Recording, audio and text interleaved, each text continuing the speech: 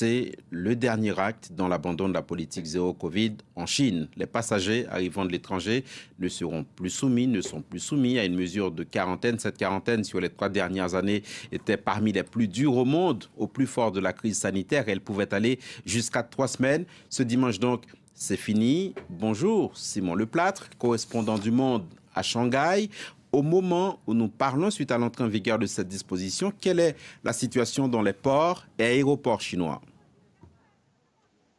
Alors ce matin, à l'aéroport de Pudong à Shanghai, apparemment, il y avait plus de journalistes que de proches qui attendaient des voyageurs, ce qui résume bien la situation. C'est-à-dire que je pense que beaucoup de Chinois sont très contents de ne plus avoir ces quarantaines à l'arrivée. Il y a aussi des Chinois qui vont pouvoir rentrer pour la première fois depuis 3 ans, mais il va falloir un peu de temps pour que les choses se débloquent réellement.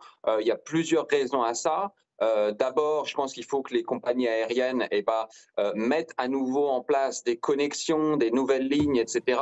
Parce que pendant 3 ans, elles avaient beaucoup réduit. Le trafic international en Chine avait réduit de 98%. Donc tout ça met un peu de temps à se remettre en place.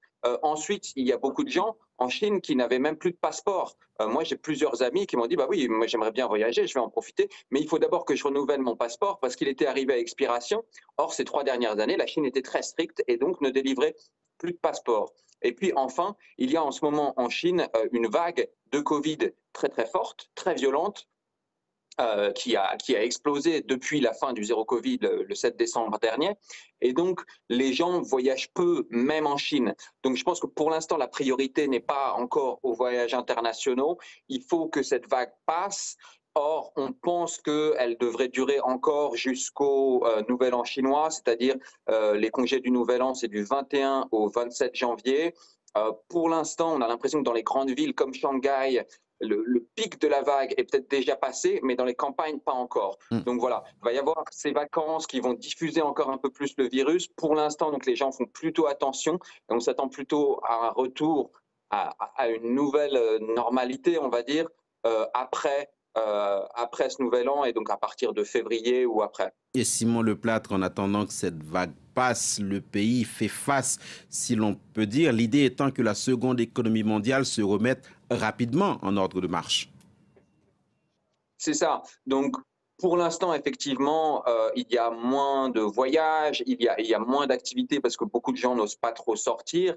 Mais justement, cette vague est tellement rapide. Alors, pour l'instant, ça a des conséquences dramatiques. Les hôpitaux de la plupart des villes sont submergés, etc. Mais en même temps, ça va tellement vite que ça pourrait repartir assez vite. À Shanghai, on voit déjà que les gens ressortent. Ça change de semaine en semaine. Et donc, sans doute que d'ici 1 mois ou 2, on retrouvera une Chine qui consomme, des gens qui sortent, des Chinois qui veulent voyager à nouveau à l'étranger. On retrouvera sans doute des touristes chinois dans les pays du monde. Et ça veut dire que la Chine, deuxième puissance économique mondiale, retrouvera son importance dans le monde, à la fois économique et puis à la fois aussi sa place diplomatique dans le monde parce que les Chinois pourront voyager, les gens pourront revenir en Chine et donc elle retrouvera cette place qu'elle avait en fait perdue en s'enfermant complètement pendant 3 ans. Merci Simon Leplâtre, correspondant du Monde à Shanghai.